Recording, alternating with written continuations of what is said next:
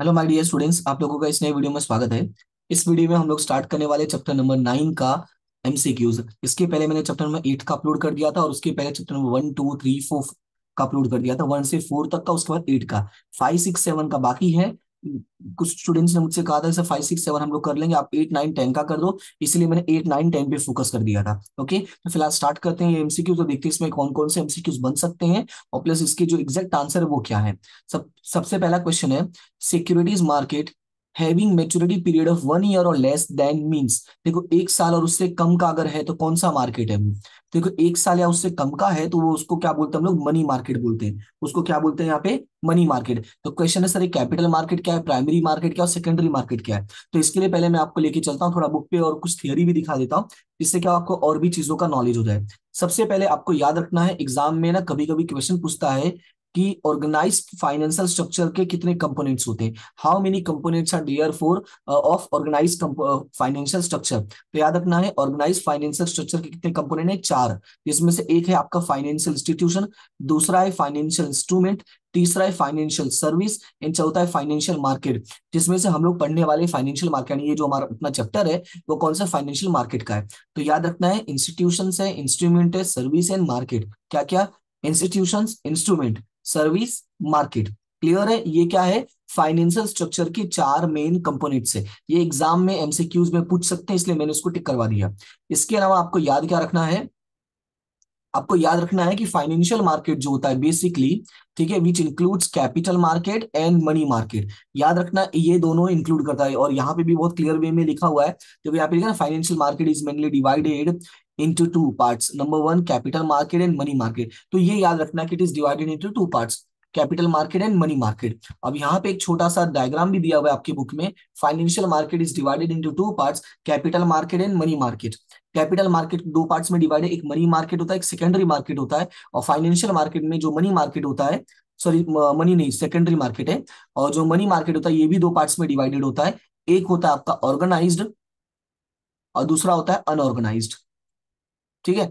अब ये जो प्राइमरी मार्केट होता है ना, देखो कैपिटल मार्केट वर्ड यूज करेगा तो हमेशा याद रखना it is for share capital, it is for share. और जो मनी मार्केट बोलेगा तो याद रखना है it is less than 1 year, 1 year और लेस। याद रखना 1 साल या उससे कम के लिए जब पैसे की रिक्वायरमेंट होती है तो कौन सा मार्केट फोकस करते हैं हम लोग, मनी मार्केट फोकस करते हैं। लेकिन अगर उससे ज्यादा के लिए पैसे की जरूरत है तो कौन से मार्केट पे फोकस करते हैं, शेयर मार्केट। और शेयर मार्केट का जो दूसरा नाम है वो क्या है, कैपिटल मार्केट है। उसका कैपिटल मार्केट का दूसरा नाम है शेयर मार्केट। अब इसमें भी दो है, एक प्राइमरी और सेकेंडरी है। तो जो प्राइमरी होता है वो न्यूली इशूड सिक्योरिटीज के लिए होता है। किसके लिए, न्यूली इशूड, यानी जो कंपनी फर्स्ट टाइम मार्केट में शेयर इशू कर रही है उनको हम कौन सा मार्केट बोलते हैं, प्राइमरी। और जो कंपनी ऑलरेडी शेयर इशू कर चुके हैं, जिसका आप लोग सिर्फ मार्केट में सेल और परचेस कर रहे हैं, उसको क्या बोलते हैं, secondary market, which is basically known as stock exchange. जो आप लोगों ने सुना होगा कि शेयर मार्केट सुना होगा, राइट। तो ये हो गया आपका बेसिक इंफॉर्मेशन इसका।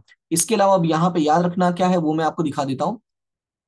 जो मनी मार्केट होता है उस पर कंट्रोल किसका होता है, तो याद रखना है कि डायरेक्टली या indirectly it is regulated by the reserve bank of India. याद रखना it is basically regulated by reserve bank of India.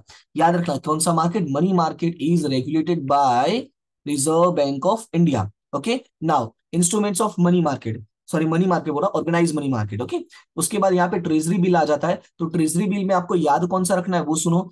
Treasury bill में याद ये रखना है, सबसे पहले याद ये रखना है कि it is issued by the RBI. किसके द्वारा इशू करते हैं, RBI on behalf of the government of India. यानी गवर्नमेंट ऑफ इंडिया को जब भी पैसे की जरूरत होती है वो आरबीआई की हेल्प लेती है और आरबीआई को बोलती है भाई हमें थोड़े पैसे चाहिए कुछ टाइम के लिए। तो आरबीआई क्या करती है, मार्केट में शॉर्ट टर्म के लिए जो पैसों की जरूरत पड़ती है तो उसके लिए मार्केट में लोग क्या करते हैं, ट्रेजरी बिल इशू करते हैं। क्लियर है। और जो उनका टाइम पीरियड होता है वो याद रखना 91 days, 182 days and 364 days. MCQs में ये पूछ सकता है which of the following are not a time period of treasury bill. तो याद रखना 91, 182 एंड 364 है। इसमें से अगर कुछ नहीं होगा तो वो आपका आंसर हो जाएगा। इसके अलावा और क्या याद रखना है, treasury bill is also known as a zero coupon bond. याद रखना इसका जो दूसरा नाम है वो क्या है, जीरो कूपन बॉन्ड, बिकॉज इस पे इंटरेस्ट पे नहीं करते। अच्छा ये भी पूछ सकते हैं what is zero coupon bond. तो याद रखना when interest is not paid on treasury bill are known as zero coupon bond. इसके अलावा और इसमें एक याद रखना है कि treasury bill also known as a T bills, okay, या full form of T bill तो याद रखना है ट्रेजरी बिल। तो ये कुछ क्वेश्चन है जो आपको याद रखना है। इसके अलावा भी क्या बातें हैं वो भी मैं आपको बता देता हूँ। इसके अलावा याद रखना है कि commercial paper first issued by RBI in 1990, January 1990। First कब इशू हुआ था? तो फर्स्ट इशू हुआ था 1990 में। किसने इशू किया था? तो रिजर्व बैंक ऑफ इंडिया ने। बाकी का जो कैलकुलेशन है, आई मीन बाकी का जो पॉइंट है वो सेम टू सेम है, लाइक ट्रेजरी बिल का जैसा है वैसा इसका भी लेस देन 1 ईयर के लिए होता है। हाँ, इसमें एक एक्स्ट्रा याद रखना है, मिनिमम 7 डेज के लिए होता है और मैक्सिमम 1 ईयर के लिए होता है। ये इसमें एक्स्ट्रा पॉइंट याद रखना है। हाँ, इसमें एक और एक्स्ट्रा पॉइंट और ये क्या है कि जो कॉमर्शियल पेपर होता है it is issued for 5 lakh और its multiples at a discount, यानी 5 लाख, 10 लाख, 15 लाख, 20 लाख, 25 लाख ऐसे मल्टीपल्स में इशू होता है। क्लियर है? तो जितना मैंने टिक करवाया वापस एक बार इसको देख लो। ट्रेजरी बिल में मैंने क्या बोला? आरबीआई इशू करता है किसके बिहाफ पे? गवर्नमेंट के बिहाफ पे। इसका जो टाइम पीरियड होता है 91, 82, 182 एंड 364 डेज होता है। Treasury bill also known as a zero coupon bond. Zero coupon bond का मतलब क्या होता है? When interest is not paid on any treasury bill it is known as a zero coupon bond. इसके अलावा T bill, what is the full form of T bills? तो T bills का full form क्या है? Treasury bill. और treasury bill is also known as a T bills. उसके बाद next question क्या आता है? Commercial paper. So commercial paper is also issued by RBI, but first time कब इशू हुआ था? 1990 में इशू हुआ था। तो दोनों में डिफरेंस क्या है? दोनों में डिफरेंस ये है कि ये 7 डेज से लेके 1 ईयर तक के लिए होता है, और जो खास इंपॉर्टेंट बात है वो ये है कि 5 लाख के मल्टीपल में ये इशू होता है। क्लियर हुआ इतना? तो ये हो गया आपका कमर्शियल पेपर। देखो सर्टिफिकेट और डिपॉजिट वाला इतना मैंने देखा नहीं एक भी इसका एमसीक्यू, लेकिन याद रखना है एक पॉइंट कि इसका जो मिनिमम प्राइस होता है वो कितना होता है? 1 लाख रुपीज होता है। ओके, उसके बाद आपका आता है कॉमर्शियल बिल्स। तो ये जो कॉमर्शियल बिल है ना, ये हम लोगों का वो बिल हम लोग पढ़ते हैं ना, बिल्स पेबल, बिल्स रिसीवर, ये वही वाला बिल है। तो इसमें तो बेसिक चीजें हम लोग को पता ही है, फिर भी मैं आपको बता देता हूँ। ये अराइज कब होता है? जब परचेज ऑन क्रेडिट सेल होता है, यानी commercial bill is negotiable and arises out of business transaction. याद रखना है, it is a commercial bill is a negotiable bill and it arises out of business transaction. याद होगा अगर आप लोगों ने पढ़ा होगा बेसिक। तो ये बिल कब बनता है? जब परचेस और सेल का काम होता है वो भी क्रेडिट बेसिस पर। तो जो सेलर होता है अपने बायर के ऊपर ये बिल लिखता है, और ये क्या होता है? नेगोशिएबल होता है, किसी को भी दे सकते हैं। इसके अलावा याद क्या रखना होता है कि इट इज अनकंडीशनल ऑर्डर। तो डेफिनेशन में ही लिखा हुआ इसका, बिल के डेफिनेशन में ही है कि it is unconditional order to pay certain amount, right? इसके अलावा और क्या क्या याद रखना है कि इसमें कौन कौन सी चीजें इंक्लूड होती है? तो इसमें एक्सचेंज बिल आता है, हुंडी आता है, इनलैंड बिल आता है, डिमांड बिल आता है, ओके, और एक फॉरेन बिल भी आता है। ये याद रखना, इट में पॉसिबल 1 मार्क्स में पूछ ले। अब और क्या याद रखना है आगे देखो। आगे याद ये रखना है कि when a bill drawn by seller or buyer, this bill becomes trade bill. When this bill is accepted by the commercial bill, this bill becomes commercial bill. देखो कमर्शियल बिल और ट्रेड बिल में दोनों में difference क्या है? जब सिर्फ है ना सेलर बायर पे लिखता है तो उसका नाम रहता है ट्रेड बिल, और वही ट्रेड बिल जब कॉमर्शियल बैंक एक्सेप्ट कर लेता है तो उसका नाम क्या हो जाता है? Commercial bill. यानी है वही जैसा मैंने बोला। इसके अलावा एक्स्ट्रा याद क्या रखना है? Commercial bank is discounted by the commercial bank, right, deducting discount. तो ये याद रखना है कि जो कमर्शियल बिल होता है किसको कौन डिस्काउंट करता है? बैंक वाले डिस्काउंट करते हैं। क्लियर है? और इसका जो पीरियड होता है वो 30, 60 और 90 डेज का होता है। चलो अभी नेक्स्ट पे चलते हैं, call money and notice money. Exam में call money and notice money वाला भी आता है। तो call money and notice money क्या होता है कि ये जो कमर्शियल बैंक्स होती है ना, इनको कंडीशन होता है कि भाई आपको एक मिनिमम कैश बैलेंस को मेंटेन करना पड़ेगा एज पर द आरबीआई। लेकिन जब सिचुएशन होता है कि कभी कभी ऐसा नहीं हो पाता, तो ये अपने फ्रेंड्स यानी जो इनकी दूसरी बैंक की होती है वहां से ये लोग क्या करते हैं? पैसे मांग लेते हैं। तो जब वहां से पैसे मांगते हैं तो उसको क्या बोलते हैं? Call and notice money. अब इसमें जो मेन है वो याद क्या रखना, वो सुनो। डेफिनेशन पूछता है कॉल मनी का। वेन मनी इज बोरोड और lent 1 day for 1 day, it is known as a call money. It is a transaction 1 day. Mostly banks are the participate in call money, so it is called interbank call money market. क्योंकि मैंने पहले ही बोला जब बैंकों को पैसों की problem होती है तो वो अपने फ्रेंड यानी अपनी दूसरी बैंकों से पैसे मांग लेते हैं for a shorter period like 1 day.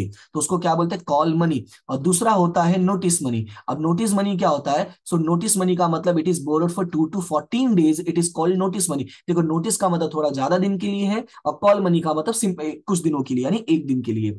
आगे इसमें और याद क्या रखना है? All the commercial banks have to maintain cash reserve ratio. ये तो हम लोगों ने इकोनॉमिक्स में भी पढ़ा है कि मेंटेन करना पड़ता है as per the rules and regulations of RBI. So the bank having shortage of cash borrows money from the other bank who has access of cash. In short loan of 1 day is called call money. तो ये मैंने पहले explain कर दिया।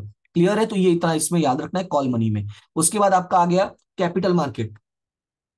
तो capital market में यहाँ पे दो पॉइंट आ जाता है, primary market and secondary market. ध्यान से सुनना इसको, एक प्राइमरी मार्केट होता है और एक सेकेंडरी मार्केट होता है। तो जब हम लोग प्राइमरी मार्केट की बात करते हैं तो प्राइमरी मार्केट में जो मेन इंपॉर्टेंट पॉइंट याद रखना है, it is a for longer period. किसके लिए होता है? लॉन्गर पीरियड के लिए होता है। और ये किसी भी टाइप के शेयर्स के लिए होता है, किसी भी टाइप के डिवेंचर्स के लिए होता है। और जो दूसरा इंपॉर्टेंट पॉइंट है वो याद रखना है कि कंट्रोल किसका होता है इस पर? सेबी का होता है। कैपिटल मार्केट पे कंट्रोल किसका है? सेबी का। ये याद रखना है आपको, ठीक है, कि कैपिटल मार्केट पे कंट्रोल किसका है? सेबी का है। इसको कितने पार्ट्स में डिवाइड है? Primary and secondary. अच्छा, प्राइमरी क्यों होता है? तो प्राइमरी जो होता है वो न्यू इशू शेयर्स के लिए होता है, जो मैंने ऑलरेडी एक्सप्लेन कर दिया एमसीक्यूज के टाइम पे, तो ये याद रखना। और जो सेकेंडरी मार्केट होता है वो क्या होता है कि जो मार्केट में शेयर्स ऑलरेडी इशू हो चुका है उनके बाय एंड परचेस के लिए होता है। तो यहाँ पे जो लिखा है, the place providing facility to buy and sell securities mean stock exchange, यानी जो आपका सेकेंडरी मार्केट है। अच्छा, इसके अलावा एग्जाम में एक कुछ और हिडन क्वेश्चंस आते हैं, जैसे कि इंडिया का जो सबसे पुराना और फर्स्ट जो स्टॉक ऑफ एक्सचेंज है वो कौन सा था? तो याद रखना, ये 9 जुलाई 1875 को बना था, जिसका नाम था the native share and stock brokers association, right now which is known as the Bombay stock exchange. आप लोगों ने सुना होगा बीएसई, इंडिया का सबसे पुराना स्टॉक एक्सचेंज, जिसका नाम है बॉम्बे स्टॉक एक्सचेंज। बट जब ये बना था तो इसका नाम क्या था? The native share and stock brokers association. उसके बाद अहमदाबाद स्टॉक एक्सचेंज जो है वो सेकंड ओल्डेस्ट है, जिसका डेट है 1894। ओके, अब उसके बाद आगे इसका कैरेक्टरिस्टिक्स है, तो कैरेक्टरिस्टिक्स एक बार रीड कर लेना, क्योंकि कैरेक्टरिस्टिक्स में मैंने पहले ही बोला था कैरेक्टरिस्टिक्स में से भी क्वेश्चंस आते हैं। अब आगे चलते हैं, तो यहाँ पे ये आपका फंक्शन है, फंक्शन भी आप इसका देख लेना, इसमें कुछ खास नहीं है। Concept of demat account, demat account में याद क्या रखना है कि डिपोजिटरी वाले में इसका जो डेट है वो कौन सा है? तो याद रखना, डिपोजिटरी एक्ट कब आया था? 1996 में आया था। और operation depository is regulated by the company, sorry, depository act and SEBI act. याद रखना ये कौन हैंडल करता है? Depository act and SEBI act, क्योंकि ये भी शेयर से रिलेटेड ही है, दैट्स व्हाई इसमें सेबी का कंट्रोल है। और डिपोजिटरी में दो पार्टिसिपेंट है, एक एनएसडीएल है और एक सीडीएसएल है। एनएसडीएल का जो फुल फॉर्म है वो याद रखना, नेशनल सिक्योरिटी डिपोजिटरी लिमिटेड, और सीडीएसएल का फुल फॉर्म है सेंट्रल डिपोजिटरी सर्विस लिमिटेड। ये दो चीजें याद रखनी है। इसके अलावा NSDL public company form under the companies act. याद रखना ये पब्लिक कंपनी, दैट्स वाई इसको कहां कैसे फॉर्म किया गया? कंपनीज एक्ट में फॉर्म किया है और registered with the SEBI. Okay, तो ये तो बेसिक हो गया। और एनएसडीएल जो है वो नेशनल स्टॉक एक्सचेंज हैंडल करता है, और सीडीएसएल जो है वो बॉम्बे स्टॉक एक्सचेंज हैंडल करता है। ओके, याद रखना, एनएसडीएल कौन हैंडल करता है? National stock exchange. और सॉरी चला गया, हाँ, और जो सेंट्रल डिपोजिटरी लिमिटेड है वो कौन हैंडल करता है आपका? वो बॉम्बे स्टॉक एक्सचेंज हैंडल करता है। क्लियर है इतना? ये याद रखना। इसके अलावा इसमें एक और टॉपिक आता है, वो मैं अभी आपको दिखाता हूँ, बोल्ट करके है, वो मुझे एग्जैक्टली याद नहीं आ रहा है, रुको, अगर आपको याद आए तो उसका कमेंट कर देना कि क्या है। एक बोल्ट करके शायद कुछ है कि बॉम्बे स्टॉक एक्सचेंज जो हैंडल करता है, BOLT या कुछ ऐसे ही फुल फॉर्म था उसका, तो वो मुझे एग्जैक्टली दिख नहीं रहा है इसमें।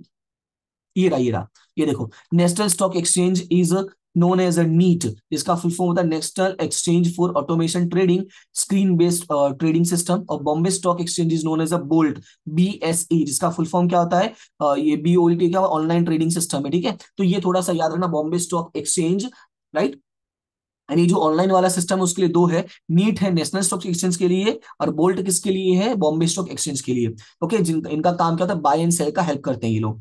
अब उसके बाद एक क्वेश्चन इसमें से ये बनता है कि इसमें जो बाय और सेल का होता है वो कितने टाइप्स के होते हैं? तो बाय और सेल बेसिकली कितने टाइप्स के होते हैं? दो टाइप्स के होते हैं, एक होता है लिमिटेड ऑर्डर होता है और एक मार्केट ऑर्डर होता है। क्वेश्चन है सर लिमिटेड ऑर्डर है मार्केट ऑर्डर क्या होता है? तो लिमिटेड ऑर्डर का मतलब क्या होता है? जो प्राइस है ना वो अपने आप से डिसाइड करता है बायर या तो सेलर। तो यहाँ पे लिखा है ना, the order is executed the price specified by the customer, यानी जो प्राइस मैं बोलूंगा उसी प्राइस पे सेल होगा। और ये क्या होता है? Is it executed the latest coated price, यानी मार्केट में जो भी रेट चल रहा है उस रेट पे सेल कर दे, ऐसा। कम है तो कम पे, ज्यादा है तो ज्यादा पे, ठीक है। तो ये याद रखना, ये दोनों पॉइंट। उसके बाद और इसमें तो उसके बाद सेबी का आ जाता, तो सेबी का याद रखना 1992 अकाउंट्स में देखो ये क्वेश्चन आया था, तो उसका जो आंसर था भाई वो 1991 था, पर उसी के अकॉर्डिंग इसका आंसर क्या हो जाएगा? 1992 हो जाएगा। रीजन है भाई देखो दोनों सब्जेक्ट अलग अलग है, उसमें 1991 मेंशन है तो हम कुछ भी नहीं कर सकते, तो उसका भाई आंसर 1991 था। लेकिन गलती से भी इसमें मत लिख देना, अगर इसमें पूछता है तो इसका आंसर याद रखना है वो 1992, इसमें देखो क्लियरली मेंशन है कि 1992। ओके, और इसका जो रीजनल ऑफिस है वो कहाँ पर है? कोलकाता, दिल्ली, चेन्नई एंड सेबी। सेबी बोल रहा, दिल्ली कोलकाता चेन्नई, तीन ही चार होना चाहिए, हाँ तीन ही, चलो। कोलकाता, मुंबई का, मुंबई कहाँ गया? हाँ ये रहा, सॉरी ये रहा, है ना, वही बोला ना, 4 होना चाहिए। Its head office is Mumbai, और दूसरे जो रीजनल ऑफिस है वो 3 जगह है, कोलकाता, दिल्ली एंड चेन्नई। ओके, तो ये आपका हो गया बेसिक का, और इसके अलावा फंक्शंस आते हैं तो फंक्शंस को रीड कर लेना। बाकी आज मैं आपको ये भी बता दूंगा कि अगर मान लो क्वेश्चंस एग्जाम में आता है तो कैसे आपको लिखना होता है। तो चलो ये तो हो गया फिलहाल एमसीक्यू के लिए। अभी इसके क्वेश्चंस देख लेते हैं।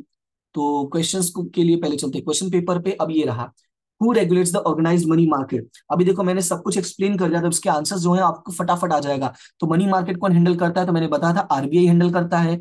Who issues treasury bill on behalf of the government, तो मैंने बोला था ये भी कि आरबीआई करता है। Which statement is false with the reference to commercial bills. देखो कमर्शियल बिल के लिए पूछा है भाई, कौन सा इसमें से गलत है। तो पहला है गवर्नमेंट सिक्योरिटी, दूसरा origin out of business transaction discounted by the commercial bill and negotiable instrument. तो हम लोगों ने पढ़ा था ये तीनों उसके अंदर आता है, but it is not a government security, इसकी गवर्नमेंट सिक्योरिटीज नहीं है, because it is arise due to, और it is arise origin of business transaction. तो जब बिजनेस ट्रांजेक्शन के थ्रू होता है, गवर्नमेंट का कोई इन्वॉल्वमेंट नहीं होता है। नेक्स्ट है market for sale of new issue security means, नए शेयर्स के लिए जो मार्केट, उसको हम कौन सा मार्केट बोलते हैं, प्राइमरी मार्केट बोलते हैं, right. Whose approval is to be obtain by stock exchange under security securities contract. अब यहाँ पे पूछा स्टॉक एक्सचेंज को किसकी परमिशन लेनी होती है, तो एक सेंट्रल गवर्नमेंट है, आरबीआई है, सेबी और फाइनेंस मिनिस्टर है। तो इन चारों में से क्या होता है, देखो जब भी स्टॉक एक्सचेंज आएगा नॉर्मली स्टूडेंट्स को लगता है कि ये सेबी होगा, बिकॉज स्टॉक का मतलब ही यहाँ पे क्या हो जाता है, सेबी, शेयर से रिलेटेड जो भी काम होता है। लेकिन मैं आप लोगों को दिखाता हूँ थोड़ा सा कुछ, एक मिनट, हाँ, एक सेकेंड, एक सेकेंड, 102, 103, ये देखो, ये देखो, यहाँ पे क्या लिखा, approval of the government, clearly mention है, जो मैंने बोला ना कैरेक्टरिस्टिक्स एक बार रीड कर लेना, उसमें है approval of the government, stock exchange have to obtain approval of the central government as per the provision of security contract act 1956। यानी कि सेबी को भी काम करने के लिए किसकी परमिशन लेनी पड़ती है, सेंट्रल गवर्नमेंट की, यानी स्टॉक एक्सचेंज को। बाकी लोगों को शेयर का काम करने के लिए सेबी की परमिशन लेनी पड़ती है, बट सेबी को किसकी परमिशन लेनी पड़ती है, तो वो आ जाएगा आपका सेंट्रल गवर्नमेंट। तो ये आप लोग ऐसे याद रखना। फिर नेक्स्ट है in which year depository act came into existence. तो अभी मैंने एक्सप्लेन किया था, तो 1996 में आया था। उसका जो आंसर हो जाएगा वो हो जाएगा 1996।